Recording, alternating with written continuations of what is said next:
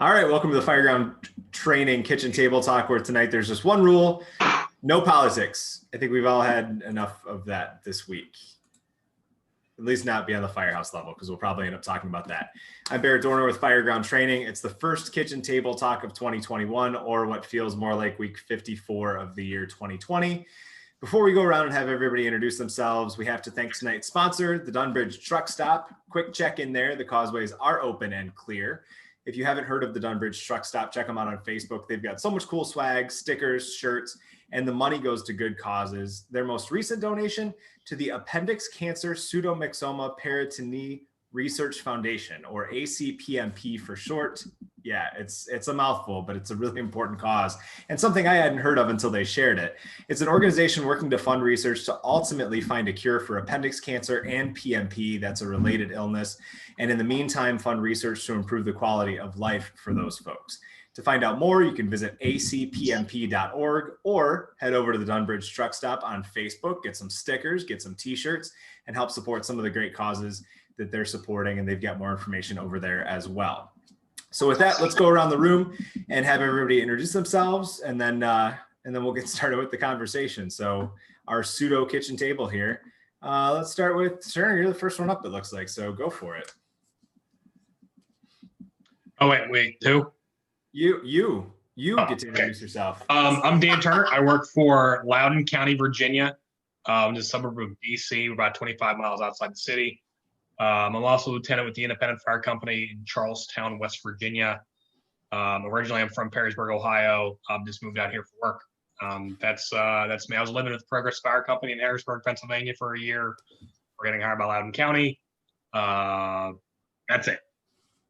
And a instructor with Fireground Training, of course. And also no, it's all right. Just bury that lead. That's fine. No worries. Just like an adjunct. I'm like a right. Just the what 8-hour commute to come help train. Anyway. All right, Chad. Yeah. Just because I want to see your background. I'm here for it. Right. All right, Chad. You next. Just because that background. Yeah. I'm Chad Eichel. I moonlight at Providence Township Fire and Rescue, currently a captain.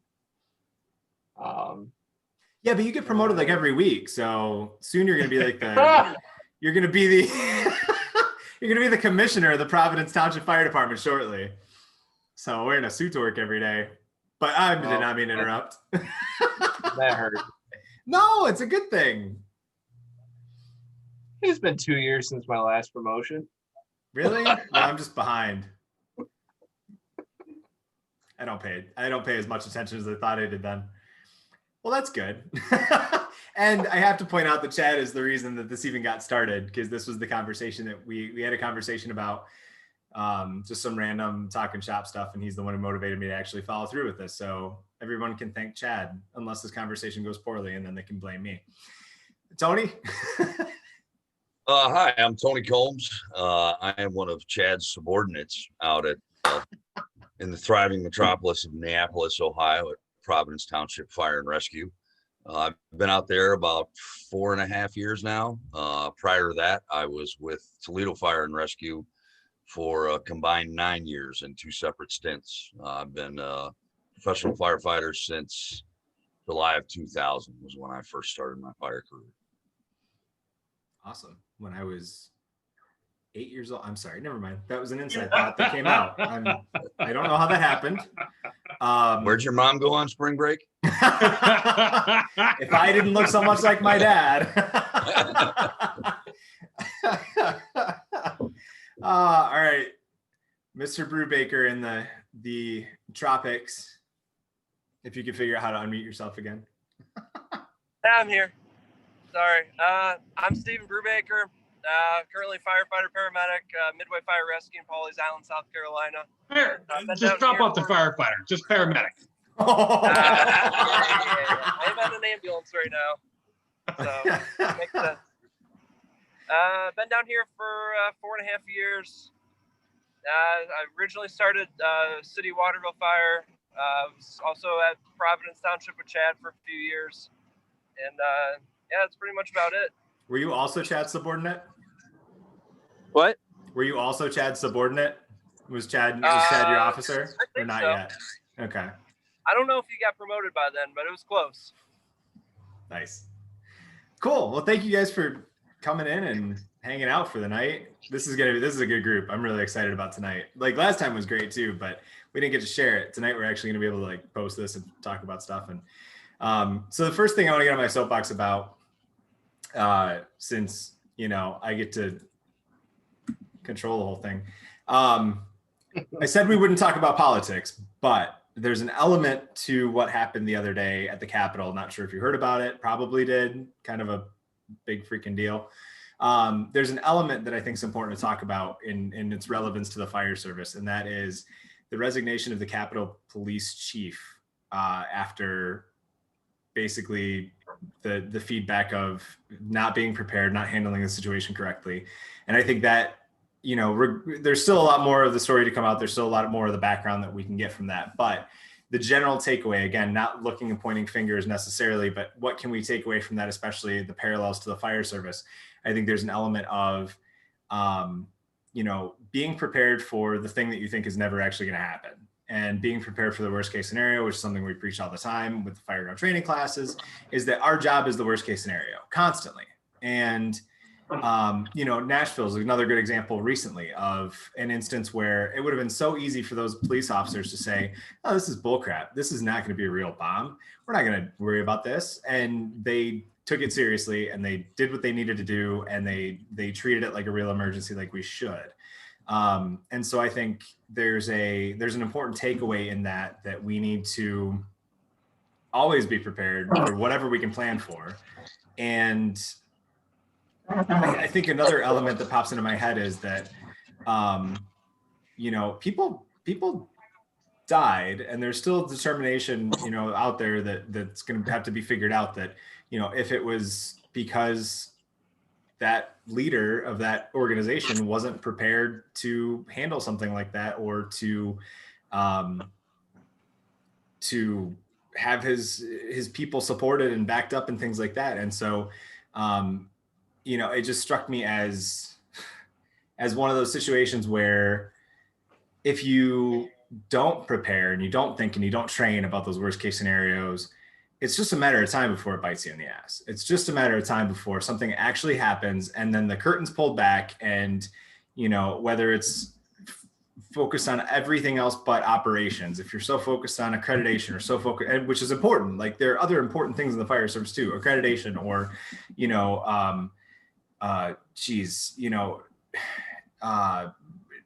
getting training programs online or something like that. But if we don't focus on the actual operations and plan for worst case scenarios, then we're just ignoring what our core responsibility is. And so it wasn't very well put together in terms of thoughts, but just taking that all in and thinking about, how do you not in that organization plan for something like that to happen?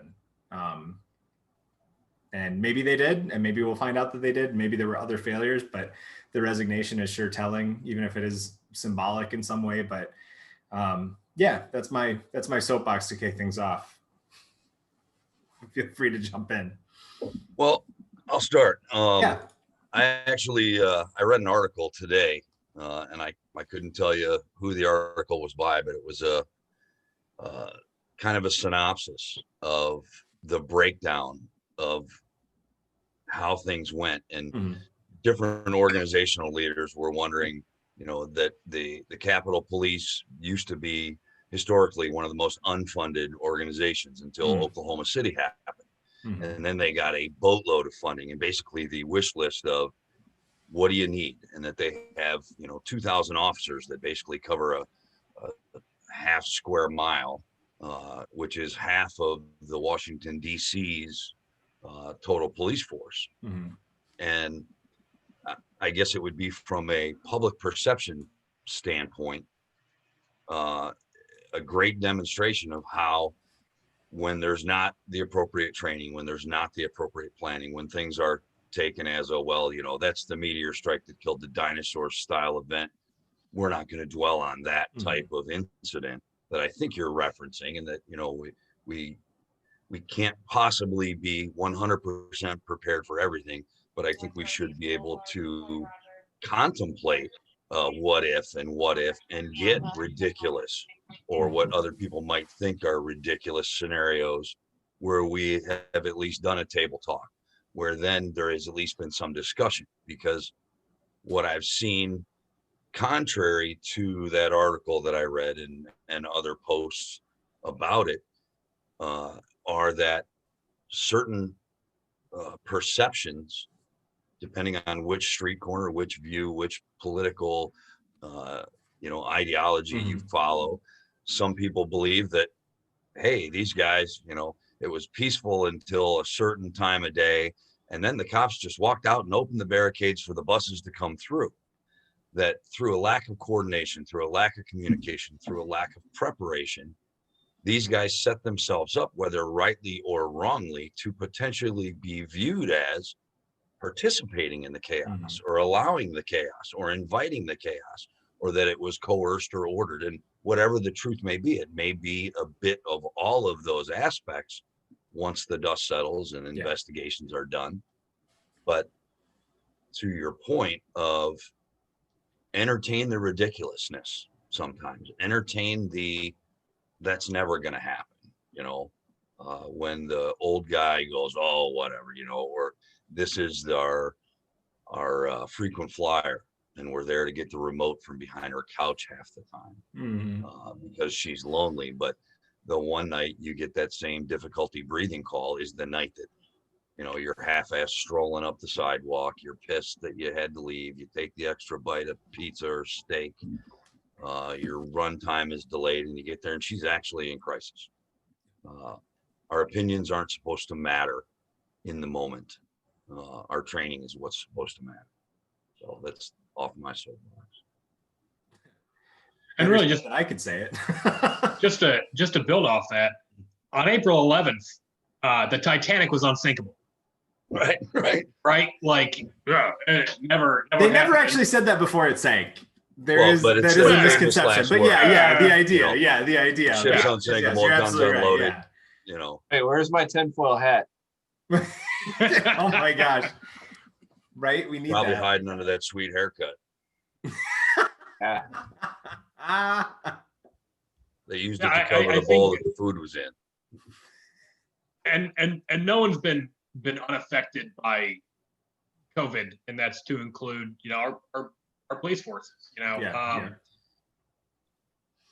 No one is immune to staffing issues, and even to rely on either MPD or FBI or even park police. They're going through the same thing everybody else is too. So if Capitol Police is having staffing issues, who are you looking for backup? Because they're having the exact same staffing issues. They have to cover their areas first before they can help you. They're no different than us. Like in order for us to send you mutual aid, we have to cover our own first. We can't just dump house and send everybody to you. Because we have our own issues going on at the same time. Partially calamity, I'm sure. Just that Swiss cheese model, but where everything gets lined up, the arrow goes right through. May had a little bit of peace, a little bit to do with what went on the other day. We were watching it at work, just weirded out. I thought it was a hoax until footage started to come out and everything. And you're not far from there. I mean, realistically, 25 miles. Yeah. There was no way we were going to end up there. There's a whole lot of people in between us and them. Yeah, of course. It was close enough. Right. Well, and I think just to kind of, I don't want to say backtrack, but there's obviously, I'm very much one of those people that thinks there's two sides to every story thing. So the opening the barricades, maybe there was something we didn't see. I saw that video, but I don't know the whole story because I wasn't there. And even if I was there, I might not know the whole story. Or the officer getting a selfie taken with somebody, like maybe he thought that was a way to keep the crowd like manageable in that moment. We don't know those things. So I'm not trying to second guess those things, but I'm trying to take it from that picture of just the random thoughts that entered my head. And I feel like I was kind of beating around the bush originally. So I'll just go in for the jugular on this one. But I have this knee-jerk feeling, and this isn't reflective on the Capitol Police because I'm not familiar with that organization. but I feel like there's a tendency for organizations that aren't used to responding to things, to the high risk, low frequency, to go back to our PDM stuff, that aren't used to responding to high risk, low frequency incidents, that take that for granted, and then they lose focus on the operations. And again, not speaking to Capitol Police, but speaking in generalities with other departments that I've seen or worked with, you know, in different capacities, where, you know, you don't go to 5 fires a day, so you're not thinking about going to a fire. Instead, you're thinking about all these other things. But then when the fire happens, you're not ready for it. You know, you're so focused on, you know, getting people through fire officer 18 that you're not worried about having a procedure that makes sense to respond to the structure fire. And so, and I guess that was my knee-jerk thought, was like, okay, it's not necessarily a small department. It's not that they don't have a lot of responsibility, and I'm sure they respond to a lot of unique incidents in the situation they're in. But you could take that same concept and apply it, where how operationally ready are some of these departments that then, in lieu of running calls beyond, again, the lady who needs you to grab her remote from behind the chair, or the 10th run to the nursing home that's got an 80% COVID population, you know, then you get that structure fire with 3 people trapped upstairs, and everything falls apart because you weren't ever focused on that enough, because you weren't, you know, because it doesn't happen. So you lose that focus. And I feel like other things, you know, I guess for some reason, the accreditation thing keeps coming back to mind. I'm proud that I'm on a department that balances accreditation and operations. We have the ability to do that because we have a large support staff. But I think sometimes that priority gets skewed, and we lose the operations in lieu of credentials, or in lieu of, you know, I don't even want to say ISO ratings because there's a benefit there, but we lose that operational part. It seems like that's the first thing we lose. And that's the most dangerous thing to lose in an organization that's responsible for public safety. And so I guess, again, it was a weird, like, A-B connection with no direct implications to the Capitol Police, but it was just like where my mind went, where how many organizations face those same challenges where, sure, they're short-staffed, they don't have major incidents for years and years and years, so they keep cutting staff because they can manage it. They don't come up with creative solutions. They don't figure out, who are we going to call for help? How are we going to manage it if shit hits the fan? What is our plan? And if you don't ever focus on that, then you're just setting yourself up for disaster, like we've all kind of reiterated. And I just think there's a lot of departments that don't realize how close they are to that. And I think the flip side to it, and I've said this before, on the fire service side, the house can burn down and the family shows up and still gives you freaking cupcakes and says, hey, thanks for trying. You know, police don't get that luxury. and that's why I'm a firefighter, not a police officer. But at the same time, we should be held accountable for our operational failures or shortcomings. And as long as we aren't, because the public doesn't see it like they see the police side, we're going to continue this mediocrity in the fire service that puts our citizens in danger. And that just frustrates the hell out of me. I agree. I think professional complacency is one of the biggest risks that we take. I got asked, or I was either asked or I injected myself into the training aspect out at Providence Township. Having been blessed with, 9 years of really intense experience on Toledo. Mm-hmm. And one of my mantras to Chad and the other guys, and it's been widely accepted, fortunately, is that I had heard it from somebody else. I didn't come up with it, but that you will never, ever perform or play at a level higher than what you practice. Yeah. You will never, ever be able to exceed what you have done in practice in actual implementation. So we try, and whether it's a tabletop talk, I mean, the other night we did a Zoom training, obviously because of COVID restrictions, and I got stuck or blessed with going over salvage and overhaul, everybody's topic. And I'm like, how am I going to make this interesting? How am I going to? So I started and ended with the same speech we all got when we went through any EMS training was, if you approach it as if it was a member of your family, you will never treat someone poorly. Depending on where, what your family dynamics are, I realize. Especially this week, But huh? that being said, Woo-hoo. If we don't have tunnel vision, fighting over a nozzle, trying to get to the seat of fire in the kitchen, and we're dragging hose through 3 rooms and breaking the very little things that some of the people we take care of is all they have. If an experienced firefighter walked in and saw the damage that we often do, they'd be scratching their head. If the fire was at my house, and be like, what the hell did they do? Because they could have, with appropriate number of personnel or, staffing, man things better with appropriate training and practice, done less collateral damage. They could have applied less water. They could have, so it's topics like that if we apply that, we're never, ever going to perform or play at a level higher than we practice, and keep that in mind, and keep from being complacent, because everybody can get complacent. Toledo to Providence Township is a complete paradigm shift in firefighting style and everything else. In Toledo, you guys got 3 engines, a ladder truck, a life squad, a safety officer, a battalion chief, and an accoutrement of rescue units, depending And on a what style of partridge company. in a pear tree. Yeah. Right. You got 30 guys crawling over a structure in average of 3 minutes. Yep. Absolutely. Providence, we got 2 guys leaving the station, if we're staffed, in maybe 3 minutes. If we got to wait for one to show up, 4 to 5.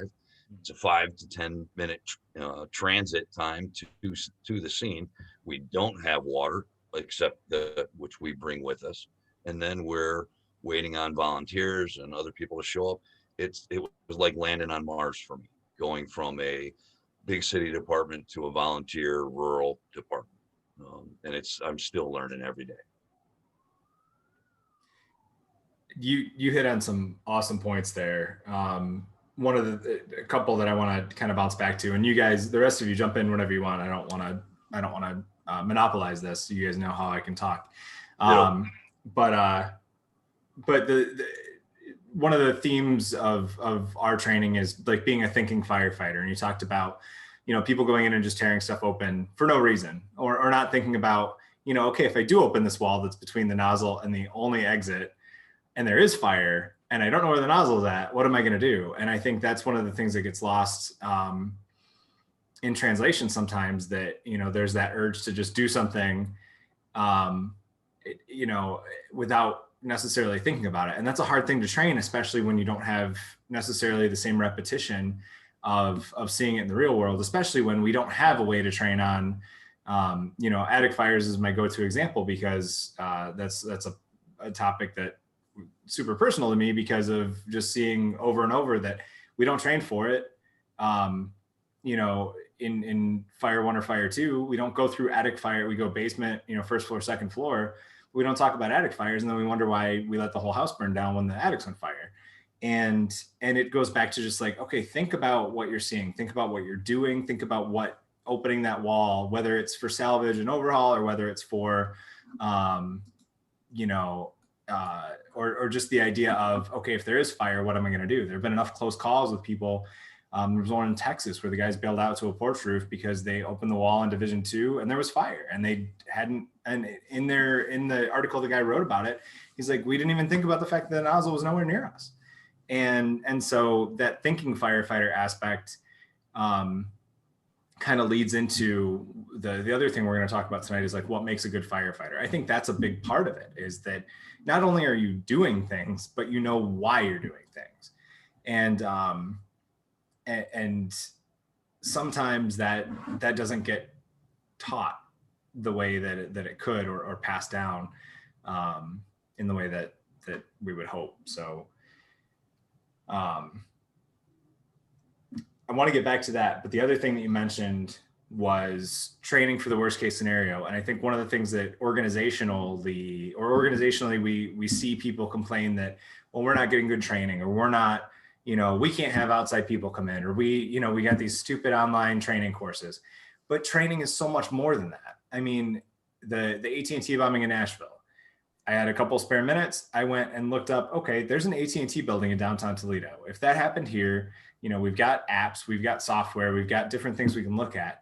we can make our own training and have our own discussions like we're doing tonight.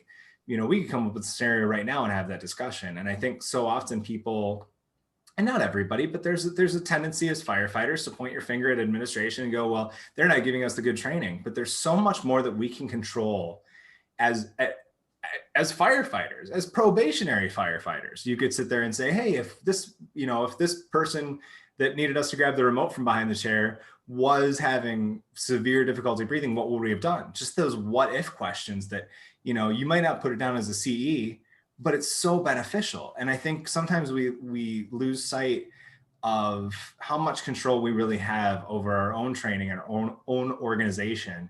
And I think that's another thing that, to me, contributes to being a good firefighter, is looking for those opportunities. And I'll be honest that I think the first person that kind of gave that perspective to me was Jake Hoffman, you know, in Perrysburg Township together, where we're sitting on fire alarms or whatever, sitting outside, and he's looking at houses asking, hey, all right, where are the stairs in that house? Where's the kitchen? Where's the bedroom? Where's this? And it's like, oh my God, every moment we have on that rig at the station with our people, sitting at home, looking out the window, or pulling up to a friend's house and doing a size up in your head or saying it out loud.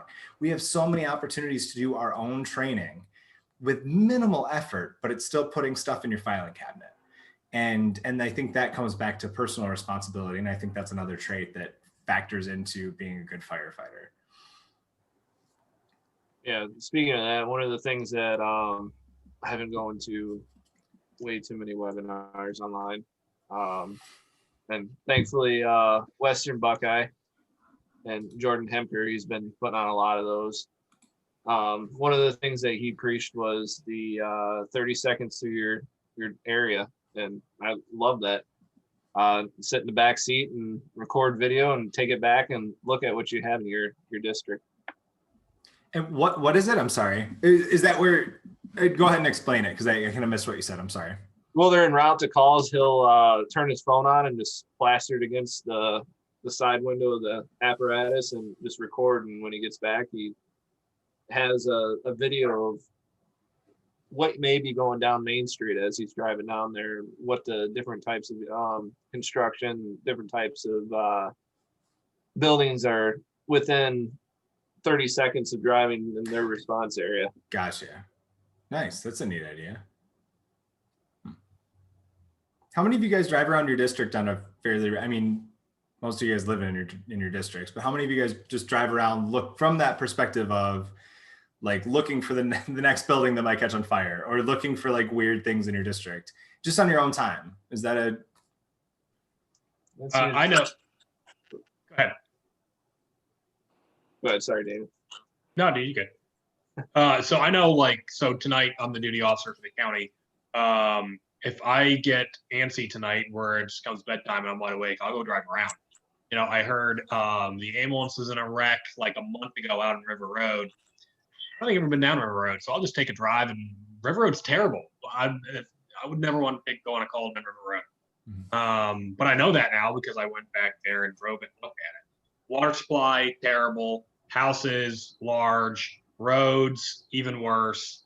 You know, so now I know that. We actually have some pretty interesting hydrants in our first two, where instead of having like a 4-inch or a 5-inch steamer, all it is just 2 3s that come off.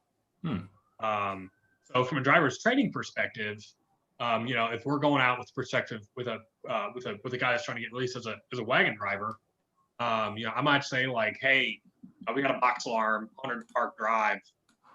Get me there. Oh, hey, yeah, your hydrant's right here. We pull up, and well, that hydrant is one spud is like below the road, and the other one you might be able to hook a 3-inch line to. And what are you gonna do? You know, even for a prospective officer, you pull up and see that. What are you gonna do? How do do you want to lay a line from that, or do you want to bypass it? Well, what's our danger of bypassing that versus laying a line from it anyway? What else are we gonna do? Because we don't talk about it. When it happens, our guys are not gonna know what to do. And in case in point, we had another fire where the hydrant was painted like forest green and was in a bush. Guys didn't see it, and they didn't know what to do, and they didn't stop. It drove by it. Tried working off tank water and they ran out. The house is jumping. Tried working off tank water and ran out because there's a delay in the water supply. Yeah, the next closest hydrant was far. So, I mean, it's just preparing for those what ifs. I mean, we always need to fall back on our basics and what we do, you know, at every fire. But there's always the those audibles, you know. So when they happen, it's not a complete fall apart. We've thought about this before. We've been there. We know how to handle this. Now, you know, with us, we forward lay a lot. Our first engine lays in. You know, if the hydrant's not there or is broken or whatever, and the first engine lays in, now we're just making a split lay instead of having a, you know, a straight up forward lay. You know, now, oh, well, I already found another hydrant on the way in because I find two. Now we're just going to split lay out instead, and radio after that hydrant is no go. And so that hydrant you were talking about before, that's got that, you know, you can only access maybe one of the 3-inch. That, I guess that you know how my brain works. So that's in your first due. That's your company's first due. So if you, I guess, my perspective on training for that, and maybe this is probably already on your radar because our brains work pretty similarly, but like give them a scenario to respond near that hydrant and make them look for it and then troubleshoot it and see under that even simulated pressure, see how they respond to it. And then, so they know their default, and then address it from there and figure out, you know, maybe they come up with a solution that, and this is where I love training by putting people into a situation and not having an expectation for an outcome, or not saying, hey, this hydrant's really screwed up, let's go look at it. And, you know, here's how we're going to deal with it. No, just go figure it out, because figuring it out sometimes under pressure, and then taking the time afterwards to really break it down and see if there's another alternative. Sometimes that experimental training, a lot of times, that's what, like, as you know, my brother and I go back to that all the time, because it's such a great way to let it naturally happen and let people find their own path to a solution, that if they don't respond to that hydrant, but they run into a similar situation somewhere else, now you haven't just pre-planned for that one spot. Now you've got so many more things up in that filing cabinet as possible solutions. And I think that's an important trait as instructors or as trainers, formal or informal, to just let people find their own solutions, because that ends up being so much more beneficial sometimes than trying to guide them to the solution you think is going to work for them. For sure. And that's part of the benefit of having the, you know, hey, we're going to go to Park Drive. This hydrant's on Park Drive. It's right behind the firehouse. You know, it's, again, that one with the tree sort of, where half the spud's, you know, beneath the street and the other half is sticking out a little bit. You can just, again, with the one 3-inch, you can get on there, you know, just to see what the driver does and coach from there. Yeah. You know, what worked and what didn't, and what did we learn from this? You know, and if things, you know, if things are not all as they seem, like with that hydrant, what are some other audibles that we can do? I'd heard today, and I can't remember who said it, but we have to have a play before we have an audible. We can't, you know, we can't just go off the audible every time. We can't do line over ladders every time. There has to be a base set of skills every time in order for us to change that.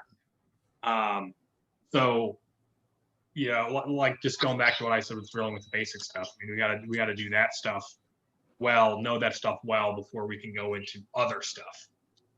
Before we can go into those strange scenarios where the hydrant's bad or whatever is broken forever. That whole we'll figure it out when it happens. It's like, no, you'll figure it out because you've put stuff up there. Yeah, exactly. Yeah. Or when our training gets so far beyond the basics that it becomes unrealistic to the point where we didn't nail the basics before we started adding too many wrenches and too many turns. And I feel like that's another failure when people are trying to flex their instructor muscle, going, oh, let's make it really confusing for them. Let's add in a bunch of stuff. It's like, no, get the basics down, then start throwing in stressors. Tony, you were going to say something too? Yeah, you use the term simulated pressure. And I think that is one of the biggest obstacles to training, is people's attitudes. And it's been mine in the past too, you know, Jesus, why are we gearing up, you know? And then I went back to my boot camp days in the military or my academy days through Toledo, where, as you've already addressed, you start with the very basics and build upon those, because there's no point in discussing physics if you can't do basic math. So when you guys, and myself included, the obstacles to training and simulated pressures, this is a pain in the ass. Come on, lighten up. We're not really doing this for real. Or you get the instructor flexing his muscles that I'm going to turn this guy's bottle off and entangle him and pull on his boot and set off his pass alarm. Yes. And you're overloading the guy before he even has the chance to deal with one thing in simulation. And the analogy to boot camp is, when I went through boot camp, and for the life of me, for the first month, I couldn't figure out what is the big effing deal over the left over right or right over left lacing style of my boots. This guy has got mental problems. Why is he even an instructor? Because he's falling apart over the fact that my boots are apparently not laced correctly. Down the line, you realize that what this guy's trying to say, and what I think our goals in the fire service are, whether it's EMS or fire in training, is that, look, bozo, if I can't teach you, or if you can't demonstrate that you can do something simple while I may appear angry or be pressuring you in this safe environment to tie your shoes right, what idiot is going to hand you a weapon and expect you to point it in the right direction, let alone operate it correctly? And then, for me, one of the biggest obstacles, and it still is to this day, is my ego. Even in training, when we're supposed to have the latitude to dick up, that we don't want to look wrong. So what can I do to be a better firefighter? I can learn to say, I don't know, let me find out, or admit that, hey, that guy's technique or that guy's opinion, whether I like that guy as a person or not, is way better than mine, or I was wrong. So I'm done again. Yeah, no, great points. And one of the, I'm writing it down right now. I was wrong. Chad's nickname is the Robot Captain, because his voice stays the same all the time. So. Hey, that's a good trait to have, though. Yeah, that's not a bad thing. Well, it disappeared. And so I almost feel like sometimes I absolutely relate to the ego thing, because you don't want to screw up, even though it's training, and that's where you should screw up. And I'll preface this by saying I still don't know how I feel about the fact that I do this personally, but I found that when I'm in like a full-scale scenario, I try and just let myself go into autopilot versus thinking too much about the fact that it's training, because I want to see where I'm going to fail, even at the expense of screwing up badly, or doing something wrong and getting critiqued or more than critiqued afterwards. But I want to know what my default is, and I want to do that in training. And so I feel like it's not always easy to put the ego aside to do that. But also, if I stop and think because I know I've got time, like I need to put some of that pressure on myself. And as an instructor, one of the things that we have such an issue with students on a regular basis, the complaint is there's no sense of urgency. And how do you teach sense of urgency? And people say you can't teach sense of urgency effectively. And I call bullshit on that, because you can absolutely teach sense of urgency. And some of it just comes down to demonstrating it. But letting them, I tell all the students that we have going through like Fire 1 or Fire 2, I'd rather reel you in than try and light a fire under your ass. I'd rather you go too fast, you do too much, and then I pull you back. And that's how I feel about myself, is I'd rather go too far with it in the training to see where I'm going to fail or see where I'm going to go too far, and then practice it again, because obviously one time is not enough when realizing mistakes, but practice it again and know where to take like the tactical deep breath, and know where to stop and think a little bit longer than I did the first time. And it's really, it feels really vulnerable to just like try and be okay with making yourself look like an idiot. But also, like, I need to know that about myself, and screw anybody who's going to judge me for making mistakes in training. And it's easier said than done, of course, but I think that's, again, I don't know that that's necessarily the best thing I could be doing, but I like the feeling that I can find those failures. Well, and it's remembering, like when we first learned how to do a patient assessment in EMS, and you got, pupil area response, skin temperature and moisture content, and all the other things that when you're reading them in a list, you're like, how in the hell am I supposed to accomplish this in 3 minutes? And then 10 years down the road, you realize you're doing so many things simultaneously out of muscle memory, out of practice, out of performance. And then when you are looking at the new guy and you're trying to recall that, for me, it's important to recall how confusing and how overwhelming that seemed at the time as a student, when I'm trying to teach someone or explain to someone that, hey, get a dozen, 100 EMS runs under your belt, and you're going to be doing this in your sleep. And they're looking at you like, no way. And I felt like no way at one point in my career, and I'm giving myself the freedom to realize that I can still feel that way, and that's okay. Allows me to absorb so much more in a training environment. And that foundation, I helped with a class recently where the checkoff, the way they were taught to do the checkoff was so unrealistic compared to, it was a Mayday scenario. It was so unrealistic compared to the real world. And I respect that instructor. I get it. I've had my own experience with, my own Mayday and being on scene after a Mayday was called. And so I have a different perspective on that, you don't know what you don't know. But I feel like that goes back to the importance of, even for checkoffs, even for registry. I mean, I tell the EMT students that I work with, I still say everything out loud like I did for my trauma assessments, because first of all, it's a good reminder for myself. Second of all, it's how I always practiced it. And third of all, my partner is listening to me as I'm doing it. If I miss something or I need to say something, they know that I've checked everything they wanted me to check while we're driving to the hospital. And so I think that's one of those things too that we lose in translation with the fire side, is we lose the realism when we're aiming for the checkoffs versus registry, where some might say it's not realistic, but most of it really is. It may be the order, maybe, it becomes more fluid, sure, but I think we lose some of that on the fire side. And I think a big part of it is failure in training has to be acceptable, not only on a personal level, but also if you're leading a scenario and someone is taking a long time to put their face piece on, or their hood isn't covering their face piece, or whatever, just as an example, to immediately beat them down for that is not acceptable. Because what are they going to do? They're not going to want it drained, that's for sure. Because they just had this negative experience where they did something wrong, they know they did something wrong, and they got beat up for it. Why would they want to go do that again? Anytime training comes up, they're going to disappear. Can you really blame them? They're going to want nothing to do with that. They're going to occupy a recliner or a chair until it's time to do that. And they're going to go sit in the bathroom for half an hour, and then they're going to sneak out the back door. Can you blame them? I mean, if we do it together, there's an issue where they're taking too long to put their face piece on. Okay, let's do it together. Hey man, I really struggle with this too.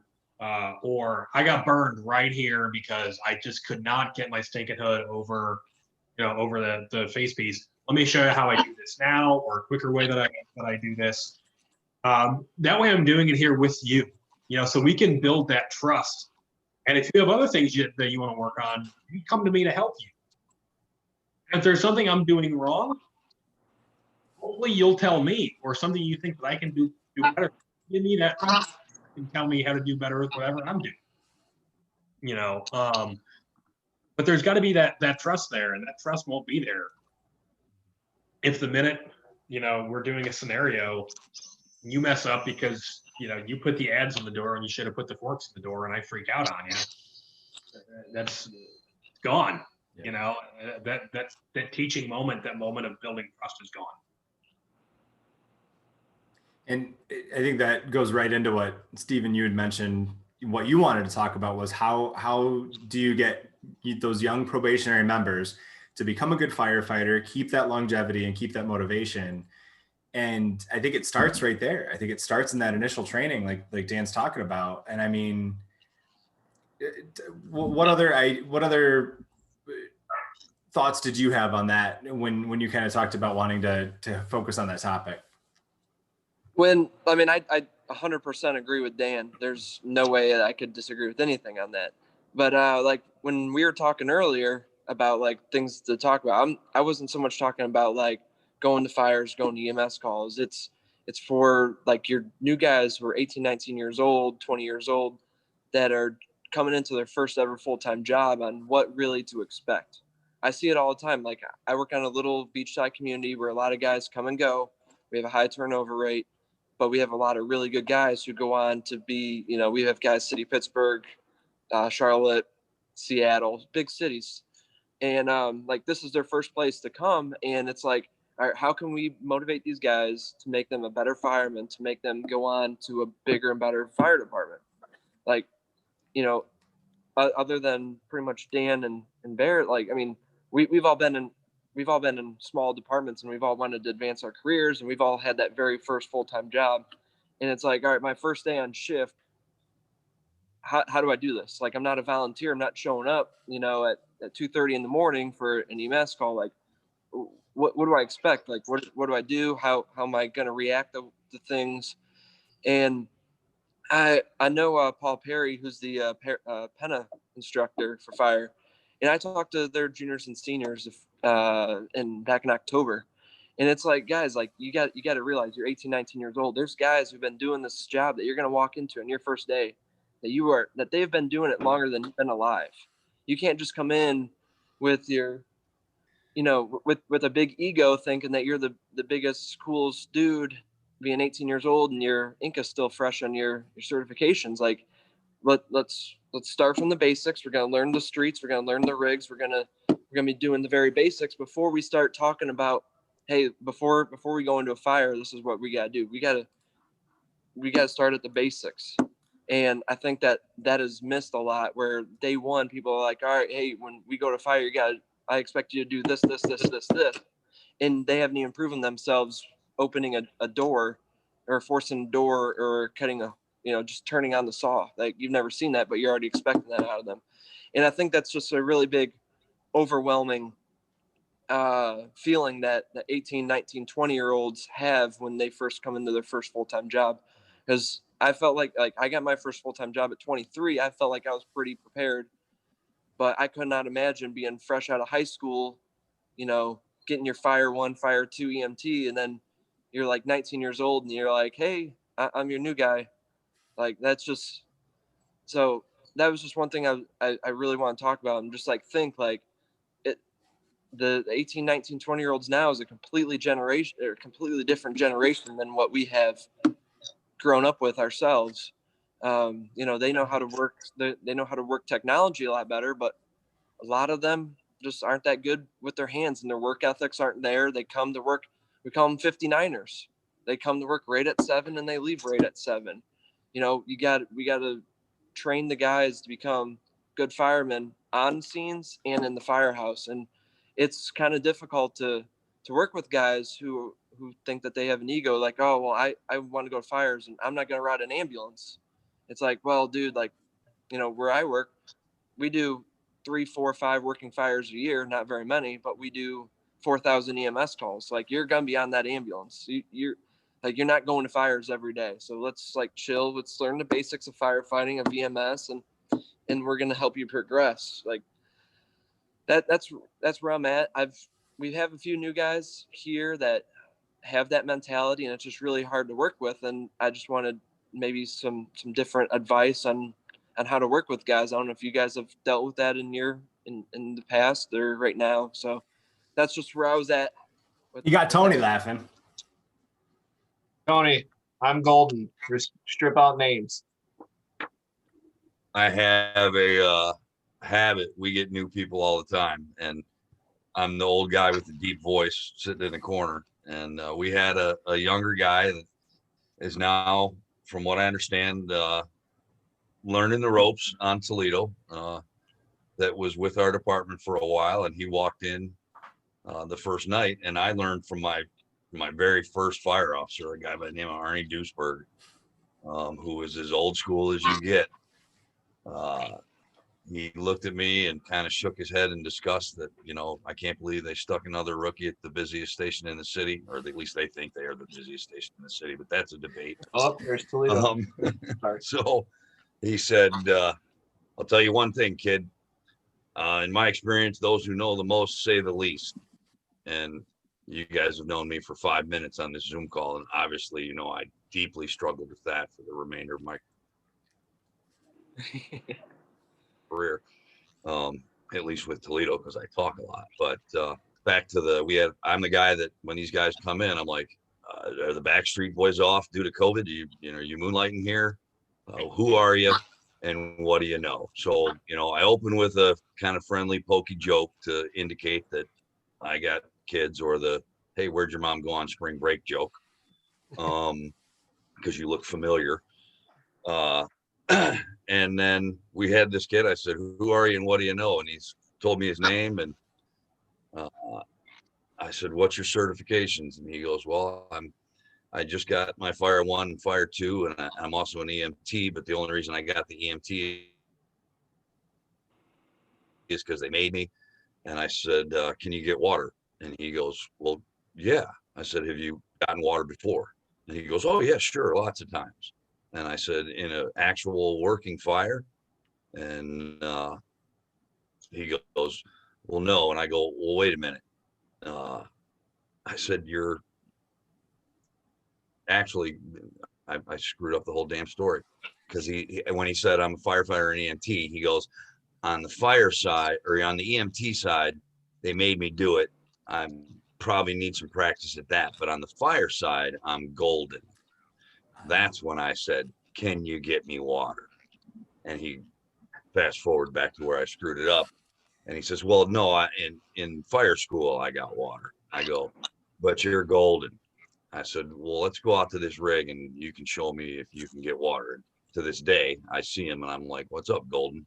And I called one of his Toledo fire instructors and said, just go up behind him and whisper at roll call in the morning, hello, Golden. So he knows that you know. And he learned a lot from it. He learned some humility. He learned to maybe not shine his ass the second he walked through the door, like Stephen was talking about. And I think we're all guilty of it at one point. You know, there's a huge transition from the expectation of what we all thought the job was going to be, and then the reality of our training academies, and then the reality of you're excited 10 seconds out of every hour on this job, realistically, and the rest of it can be painfully slow doldrums, where you can get comfortable thinking, I know this, I took a class, and you don't. I was definitely that guy. And I think you hit, you know, I started working when I was 16 in a newsroom, in a real, you know, I worked at a pet store for 6 months and then went into my first career. I spent 8 years doing that. And I was really good at that job. So when I came into the fire service, and I'd spent a lot of time around the fire service, but I came in cocky as shit. I'll be totally honest. And I had to get knocked down a peg. And I was going to ask that question. How many of you think that on some level, whether it lasts a month or whether it lasts 5 years, everybody comes in that way on some level? I did it going from Toledo to Providence. I had this kind of, you guys ain't going to teach me shit. I've been in the big city. I'm going to be, you know, I'll be the chief in a month. Type of, I didn't say that out loud, and I don't know that I ever actually thought it, but I'm like, what the hell are these guys going to show me? I've done it all. And I didn't know my ass from a hole in the ground when it came to rural, small town politics, firefighting. You know, I didn't know a thing, and I thought I did. For sure. I mean, that's definitely something. Yeah, I think that's something that we've all experienced at some point or another. You know, even like the same way, you know, when I moved out to West Virginia after finishing Loudon's Academy, you know, I was fired up, ready to go. And then all of a sudden we have to do something called rafting. Is that like football? I don't know anything about sports. I'm sorry. What is this? Yeah, isn't that Hashtag yeah. urban firefighting. Like, if I don't have to do that, I'm not going to. The engine makes all sorts of bad noises. It sounds ugly. I think they only do that on barn fires. I'm not interested. I'm not about it. So, but the stuff I've learned just about that, from these guys, these farm boys that lived out here their entire lives, that's what they've done on every fire pretty successfully. It's definitely something that I've taken away and taken back to work.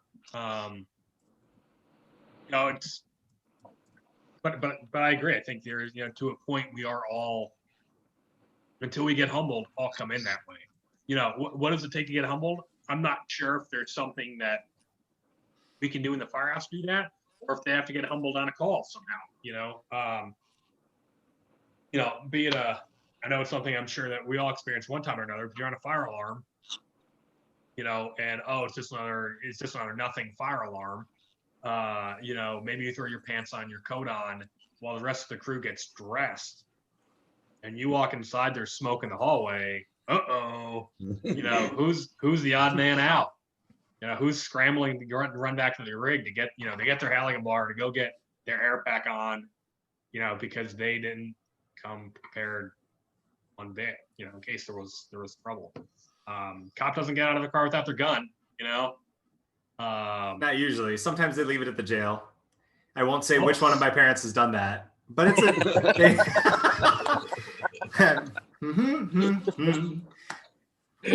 But I think one of the things we have to take into consideration, going back to kind of your question, Stephen, I think one of the things we have to consider is that we all have that potential to be stuck in that moment. And I'm going to share this, and this is going to be not greatly beneficial for people listening to this as a podcast, but obviously we've all heard of the Dunning-Kruger effect in terms of the fire service, right? So you don't really know anything, but your confidence is sky high from the beginning. And as you get more experience, you feel less and less confident. I mean, there have been plenty of times where I've said to myself, what the hell do I have any business teaching? Because I'm getting further along this chart. And I think the fact that this is something that is proven and understood this way, I think we have to give some grace to the folks that are coming into the fire service, because we know they're going to be this way. We know they're going to come in cocky. We know they're going to come in feeling like rock stars out of the academy or out of Fire 1 class or Fire 2 class. We know that that's going to be there.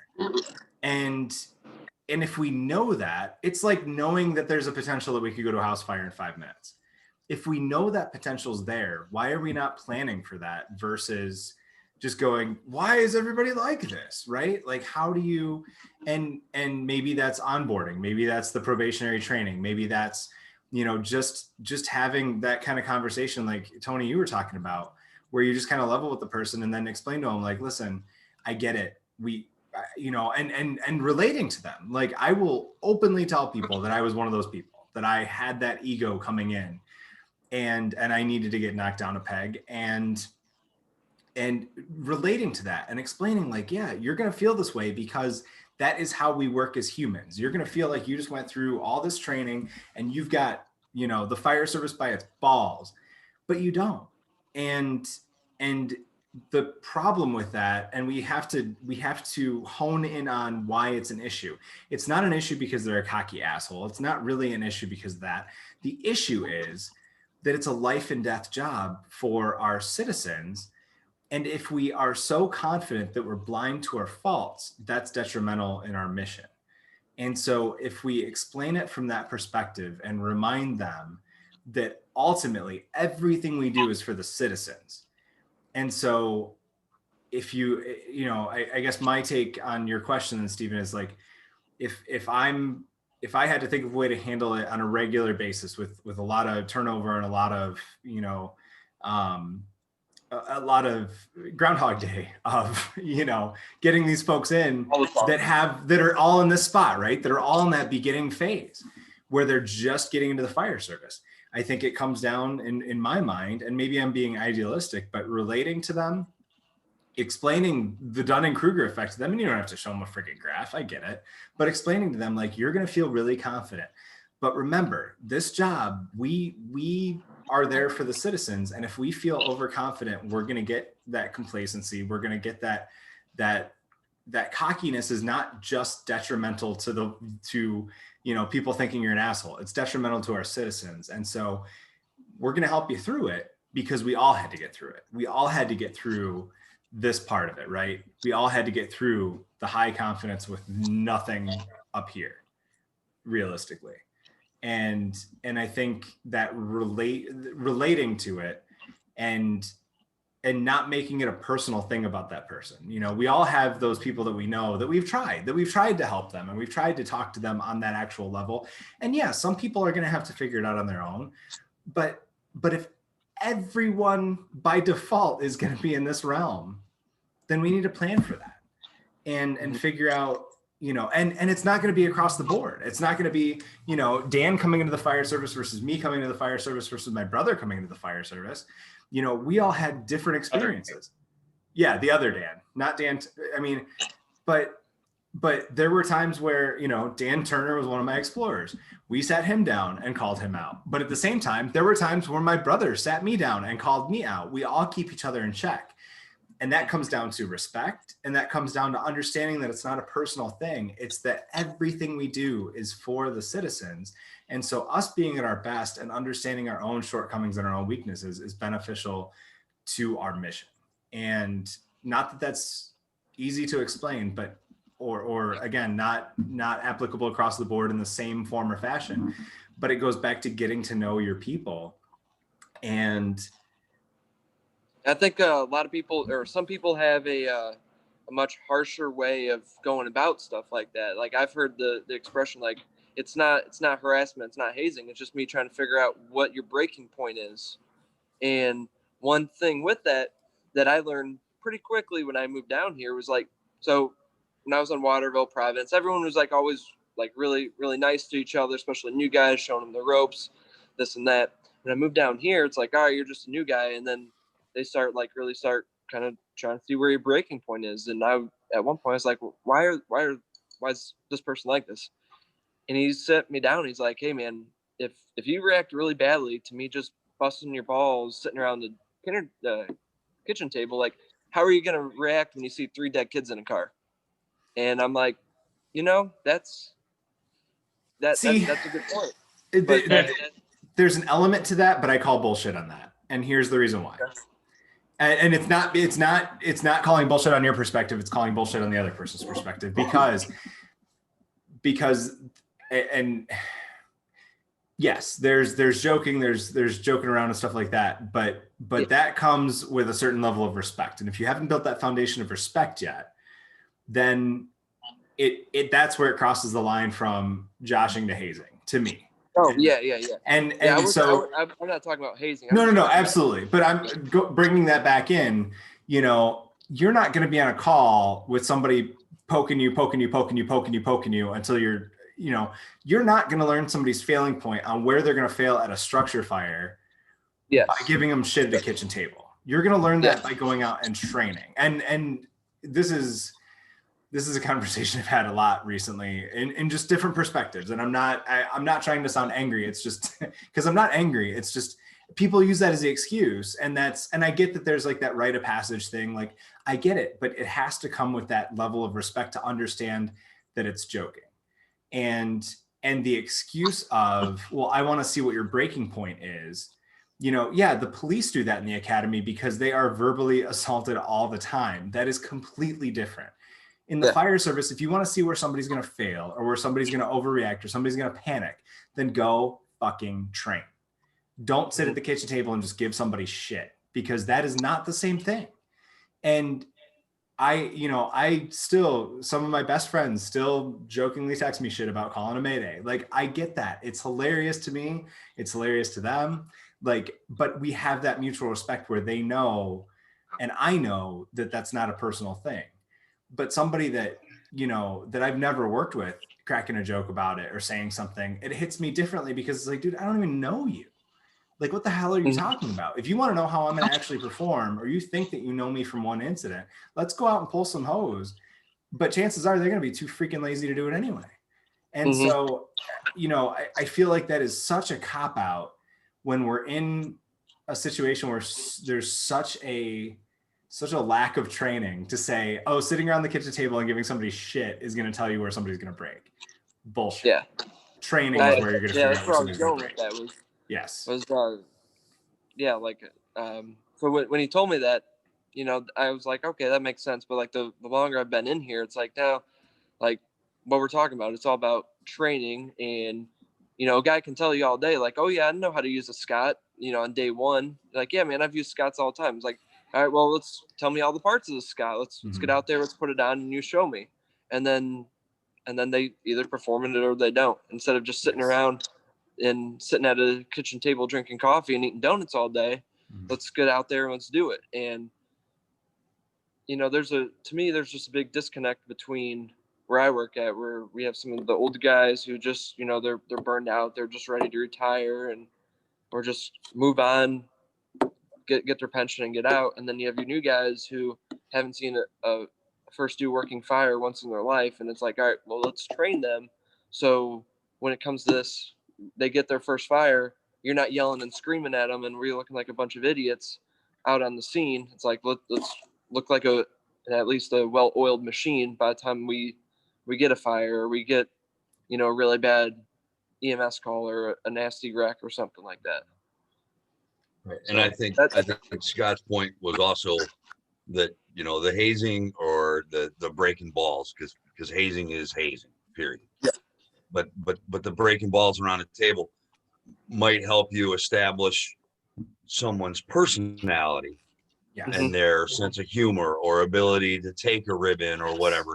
And there is a beneficial aspect to that. But, you know, that first rookie rotation at, you know, the busiest station in Toledo, depending on where you currently work in Toledo, you'll adjust your opinion on that station house number. But, you know, Barrett and Chad, you guys know, I went through some stuff as a teenager at the hands of a Catholic priest, some very traumatic shit. And I chose to go public way back in 2003 or 2002 when it became a very public thing nationally. And we're at the watch desk, and it's like my fifth shift. So I've got 3 months in the academy, 4 months in the academy, and a month on the street. And a guy who, unbeknownst to me, is known for being as profoundly inappropriate as he could possibly be, has his back to me at the watch desk. And, you know, I'm in this station full of these hard ass firemen, these hard chargers. You're going to learn a lot. You're going to burn a lot. And this guy turns around, he's got a white piece of paper in his collar. And he puts his hand on my shoulder and says, "Bless you, my son." And I froze. I thought, you motherfucker, you know, but I had to laugh it off. But I was pissed, and it created an indelible impression of not only what this guy did, but how everyone else reacted to it. Some people were genuine, like, "Holy shit, dude, what are you doing? You're an asshole. Hey, don't pay any attention to him." And other people just thought it was the funniest goddamn thing they ever saw. So I think it's a fine line between how we approach rookies or new people, because the other thing I learned at Providence is I myself, with having a bunch of experience now, can also be prejudging this rookie and thinking, this guy's got nothing to offer to me. Yet there's the fire tetrahedron now instead of the fire triangle. There's, you know, UL Laboratories and every fire place out there has now done hey, you know what? If we cool the structure from the outside first, we increase the survivability. Where when I came on in 2000, it's no, you're going to steam them like lobsters. You're going to kill them. That's the stupidest fucking thing I ever heard. Or you're going to push the products of combustion through the structure. And when science got involved and proved that it was wrong, we had a fire out in Providence, and I went up and down one side of a guy who's been there longer than me, and was like, we did a shit ton more damage because of the way that you approach this, da da da da da. And then when I was asked to do training, I came across this slicers method. which is for short-staffed higher or departments, how you can do a non-traditional fire attack by cooling it from the outside, and then all the science that came behind it. And I had to apologize to this guy and go, I thought I knew. We can get so stuck in tradition, or that's the way we've always done it, that the new kid who learned something new at the academy, that even somebody who's involved in the training aspect of things as Barrett or Jake, and does it day in, day out, might not know about yet. That somebody can actually come with some valid technique or some valid procedure that we would otherwise dismiss as shut your mouth. You've got nothing to tell me. You're here to learn from me, not the opposite. And I think if we set the example by being receptive to information or knowledge from people who might not have the experience that we, that frees up an awful lot of lines of communication for people to understand that you can learn before and after. So I'm going to mute myself so I don't. No, you're fine. No, no, it's great to hear your perspective, genuinely. And I think that, I feel bad that one of the things that I frequently say is, the kitchen table thing with firearm training, right? I mean, I harp on that I want it to be like a kitchen table. And yes, I'm standing in front of a classroom talking to people, but at the same time, everyone has something to offer, even if it's just a question they ask because they're new. And it's something you wouldn't have thought of because you already had this preconceived notion in your head. Even something as simple as, I didn't necessarily know what a soffit was 12 years ago. And so I was teaching the static fire class. Actually, it was in Turner's former department in West Virginia. I was teaching my attic fire class there. And somebody came up to me in the break and he's like, you keep talking about soffits. We got some guys that probably don't know what that is. And it's like, sometimes we lose our own perspective because now we're so deep into it. We're so inside baseball that having fresh eyes, even if they just have a question, you might think about something differently. And so that kitchen table mindset between here and the classroom and wherever, just having that open mind to say, like, listen, I don't know everything, but by no freaking means do I know everything. I'm coming in to lead a discussion because I did some research or I put some stuff together, and we're going to talk because I'm going to learn as much from you guys as hopefully you can learn something from me, because we're all firefighters. We're all doing this. I'm not, even if I'm a subject matter expert on something, I still can learn from anybody else, even if, again, it's just a question. And so that's why I love doing this. Thank you, Chad, for again, pushing for us to, kind of sparking this fire, pardon the, obvious reference. But that's what is so beneficial, especially talking to people from so many different departments, so many different backgrounds, being able to go around the country and meet so many different people. And there's just so much out there to learn and take away and figure out, does it work for us? Doesn't it work for us?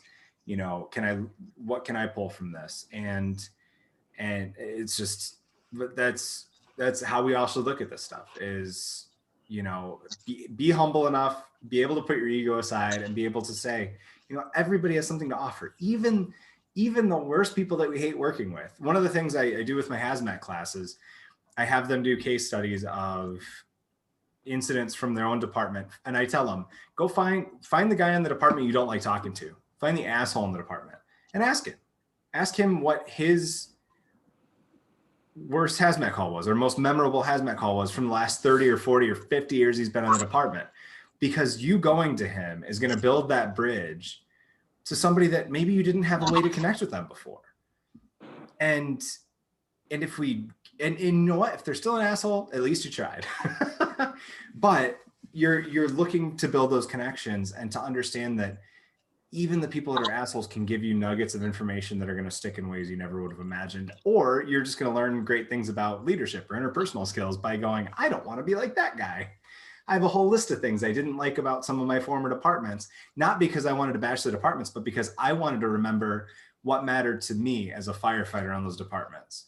So if I was ever in a position to influence a culture or influence a department to avoid things like that, to make it more enjoyable and more inviting and more, more of, like, Stephen, like what you said you're going for, like finding that ability to hang on to people and and get them to feel included and get them to enjoy where they work. And maybe, yes, it's great that that's a place where they get to, hone their basic skills and get some of that experience and then go to bigger and better. But maybe by doing that, you even keep some more people because you've formed this culture. And so I think even the negative stuff we can learn from. So there's so much we can learn from each other, and it's so awesome that we're able to get together like this, around this odd kitchen table from across the country and have this conversation. Steven, I have one question for you because we're in the muddy of the Providence is low on staffing, basically. We're in Yeah. that hole again. The ever-changing thing. What is one thing that you enjoyed doing while you were working at Providence Township, or one thing that you liked about Providence when you were there? Obviously the guys and the girls that were there. I mean, I still talk to a lot of them to this day. Mindy, you, a whole bunch of other guys. Kurt moved down here with me. But Providence is just unique, man. You don't, in Lucas County, there's it's like Richfield. It used to be Spencer, but now they're not there. And like Providence and some parts of White House, you don't have hydrants. It's the only part of Lucas County, maybe Jerusalem Township, that's like that. And if you want to learn in all aspects of the fire service, Providence is a great place to go to. It's a little bit slower and they don't get a bunch of fires, but I don't get a bunch of fires where I'm at now.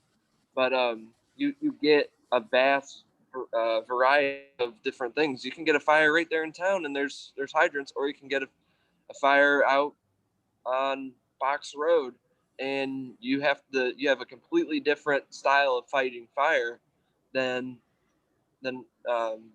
what you would at Waterville or at Toledo. And Tony was talking about this a little bit ago, is, we have to be what's the word I'm looking for? We have to be a jack of all trades, but a master at none. Providence, you really have to be a jack of all trades. You have 24, you have hydrants, you have no hydrants, you have a little bit of anything and everything. And that's what made working out there so much fun, in my opinion. Thank you, sir. And to kind of parallel that, some of the things that made working at Waterville fun with Steven and Andrew Sabota and Kurt, just that whole group of guys was, if I was working and those guys would stop in, they'd be like, all right, what do you guys call it? Dorner drill or whatever? Every day you guys would come in if I was working, you're like, what are we going to train on today? And we wouldn't do a single run for 12 hours. But we did a lot of training. Yeah. And it's not at all tooting my own horn, even though I'm going to brush my shoulder off. But it was so meaningful to me, and it made it so much more enjoyable to be at a place where, even though it was slower, even though it wasn't, it wasn't about the run volume. It wasn't about what we were doing in terms of the runs. It was about the camaraderie and the training, for knowing that we would be in that best position because we'd spent that much time training, and having that connection with each other, that we all cared enough to do that. And when those guys would come in, knowing that I was working and be like, what are we doing? I was like, that was just awesome, because it was like-minded people that were just as interested in doing it as I was. And we were all on the same level where we were all learning from each other. And so going back to, how do you get new people in that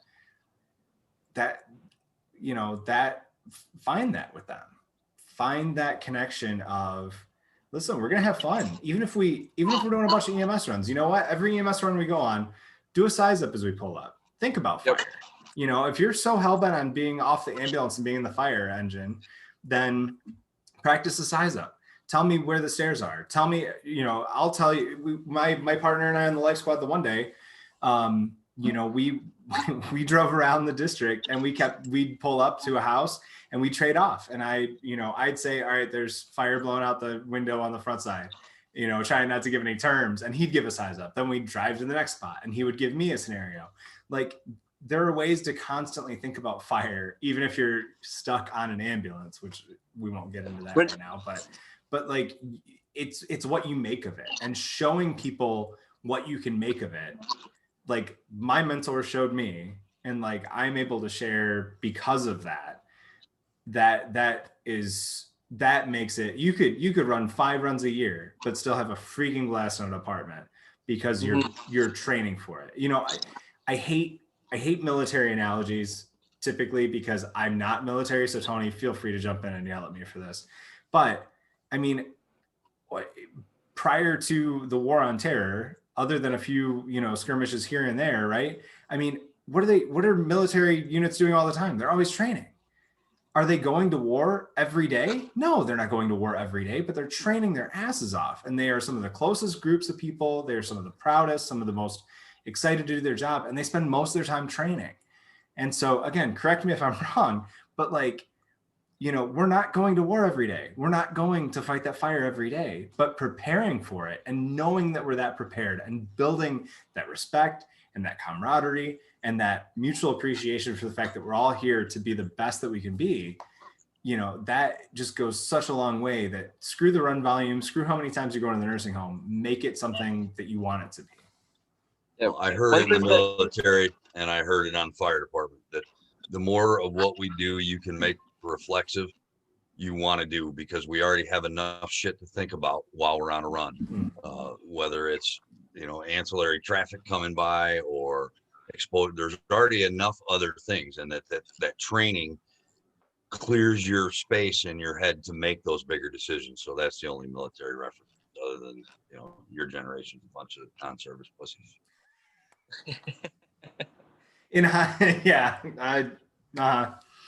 I'm kidding. No. I joined the Navy because I saw Top Gun. Nice. Hey, I wanted to be one of these guys. Good movie. How often did you guys play volleyball?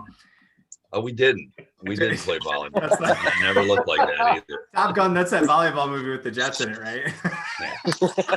The fact that you remember the scene where guys are sweaty and half naked.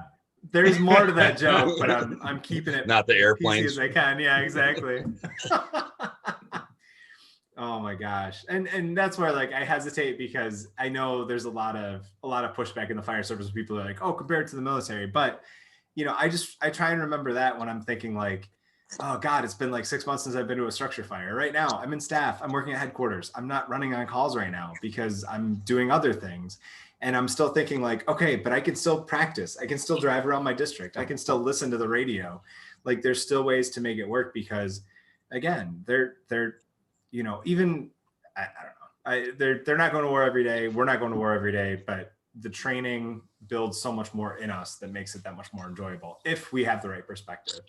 And as soon as we start losing that perspective and get into that, you know, I won't even say complacency, but just that frustratedness, like, you know, just focusing on the positive, focusing on what you can make of it versus what you're given. It's such a mindset thing.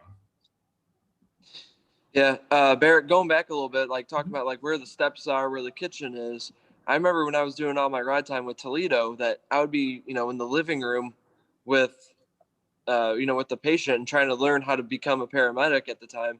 And there were guys on the engine companies and on the, you know, the medic companies, they're running all over the house. And I'm like, what is going on? Like the patient's right here. There's not 2-3 patients. And like, I finally, you know, at one point I just asked the crew on the life squad, I'm like, why are these guys running all over the house? Look at things like, well, this officer when they come out of the house, this officer wants to know exactly where the stairs are in this house, or where the kitchen is, or where the basement door is. And like they would focus on the patient for a few seconds, and then when they realize, oh, it's kind of BS, that they would go around and start trying to find where the stairs, where the basement door is, where the kitchen is, where all the bedrooms are in the house. And I that kind of stuck to me still, where I'll walk into a house and be like, oh, okay, there's the stairs, and look on the outside and be like, that's right where I'd be guessing the stairs would be. So that I know even on EMS calls, I was still learning a lot of things on the fire side, even through paramedic school. It was a really cool experience with Toledo on that end. We've even found wandering around the house, like the one we reported, because there were locks on the outsides of all the doors, which is like a sign of human trafficking. Like you never know what you're going to find that you could help somebody that you never would have And maybe it was unrelated, maybe it was just something, whatever, but you never know what you're going to find that might help somebody. And the number of times that we've had smoke alarms chirping that people don't necessarily catch it. It's like you could be saving them later that night, Yeah, by exactly. telling them to change their battery or getting them a new smoke detector. So, but yeah, that's a great takeaway. And I think that's where, when people get stuck on this, oh, we're on the ambulance, who cares? Make it a fire rig. Make it a fire rig in your mindset. Talk about, hey, if we're first arriving and we're the only people on scene, my brother and I did that all the time at Rossford talking about it. We're going to go in and do a search. We're there. We're going to take whatever extinguisher we got with us. We put a water can on the medic unit. We'll take a water can in with us and we're going to do a search. If there's not an engine on scene within another 30 seconds, we're going to do that because something needs to happen. We're not going to sit outside just because we're on an ambulance. Waterville was another good example where we didn't have auto aid when I was there. And so I spent one day just sitting down and I made a list of all the rigs I was going to request from dispatch for a structure fire, for a commercial structure fire, for an extrication, for a tech rescue. And I had a notepad that I carried with me on Medic 77 that if we got dispatched to something like that, I was going to say, Medic 77 dispatch, we're en route, stand by to copy for the resources I need, because I knew I was going to be reading a whole list, because that was my version of auto aid. Because again, just because it doesn't exist up here doesn't mean we can't fix it down here. Yes. But I needed my brain to be working. I needed more. I could have sat on the couch and done nothing all day, but I can't do that because it's not enjoyable to me. I need to be thinking of like, okay, what if this happens? Okay, what if this happens? Okay, what if this happens? And if we can spread that, you guys are all the same way. That's why we're all talking, why we're all hanging out on a Friday night on a Zoom call. If we can spread that kind of like enjoyment, that even if you're on the ambulance, like one of the reasons I like riding it is A, we're busy throughout the day, and B, we have the freedom to go do whatever we want, basically. We're not stuck at the station cooking. We can go do size ups. We can go check out vacant houses or where the fire was the night before. Make the most of it. Mm-hmm. We have so much opportunity to make it what we want it to be. And especially one of the projects I had to do for my bachelor's, looking at the mental health side of what causes so much mental health issues in the fire service, aside from calls, where it's statistically, it's not even the bad calls. It can be just kids in bad situations. The one study I looked at, that was number one, above the gore and the bad stuff. But on the flip side of that, the other thing that causes so much of an issue is people upset with their administration and upset with the traditions or the culture or whatever that they feel like they can't change. And it's like, we have so much power than we realize if we put in the work. If instead of just seeing problems, we go to problems with solutions, and we can solve it from the bottom up. A lot of the stuff we can address somehow, some way, and over time with patience that can facilitate the change higher up. And it's easy to lose sight of that, and it's much easier to sit back and just complain about the situation we're in, or the boss, or the officer, or the stupid new procedure, the stupid new CE. But you know what? Those are the minimums. Do more than that, because that's what's going to make it enjoyable for you. Yeah, and I think it's also about getting with those people, those squared away people that you want to be with. It's easy to end up with a group of people that hey, Maury comes on in 13 minutes. So whatever we're doing, it's got to be done in 12. Mm-hmm. But you have to gravitate towards those people that are like-minded, that want to go out and do stuff, that want to go take the rig out and go check out the apartment buildings that they're building. That, by the way, don't have a standpipe now. That would be nice to know before you run a fire in there. And then you find those people that, you maybe show up on a significant call with them and they're squared away. They're dressed, they're ready to go, tools in hand. And they're no joke. It's easy for us to gravitate towards those people because I think that's what we are for the most part, and that's what we want.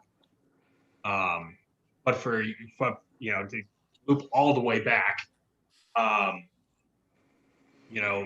Steve, I guess for those young guys, that are coming in, we got to be those guys for that young guy, that that wants to go, that wants to go to fires, we have to be. Something that Mike Torres said. I heard him speak about a year and a half ago. Was that when they bust the rookies' balls or whatever, they really get on them. They have to take them out to the bay and teach them 10 things about anything related to fire apparatus, operations, whatever. Got to go out to the bay and teach them 10 things. We really beat them up. All right, now we got to show them something. So we still care about them. We're going to make them better. That's pretty, like 10 things. I can't even think of 10 things. Like I can't, This is the steering wheel. These are the pedals. Yeah. This is one flashing light. See, there's rust here. That's not supposed to be there. That's bad. I just thought that was a really interesting perspective. And he said the guys, they got to a point where they were like self-policing that, where they were, the other guys there didn't be like, hey, bro, you got to take them outside. They knew, all right, I got to get outside of the bay and show them a couple things. Again, to build that trust and build that relationship, with your crew. Build the interoperability so it's easier, when you want to go out and drill, to do that. And that's striking that balance between ball busting and also mentoring. I mean, basically, Yeah. you show that you can give them shit, but then you can also, not even just build them up, but help them grow as a firefighter. And I think, the first part without the second part, that's where you have an issue. But to know that balance, and of course, Mikey's a squared away dude. To hear that is a really cool balance of understanding that if you're going to break somebody down, build them back up in the way that you are really truly helping them versus just flexing your own muscles. That's neat.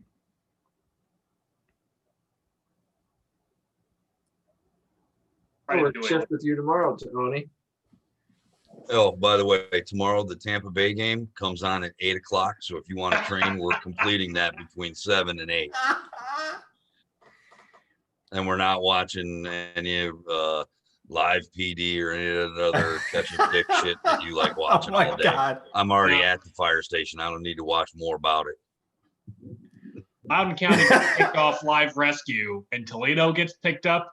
This is terrible. And you guys even had a structure fire. That was nuts. It was the first. We were done our first episode. First episode. Everyone else was like, did not see that coming. Yeah. Everyone's like, You look up the stats and go, busiest heavy rescue in the country, my ass. Yeah. EMS runs. Gotcha. Yeah. Well, I can report from live rescue tonight that Toledo is so far going on a shooting and a stabbing. I keep hearing the PIO's siren outside. It's very unique.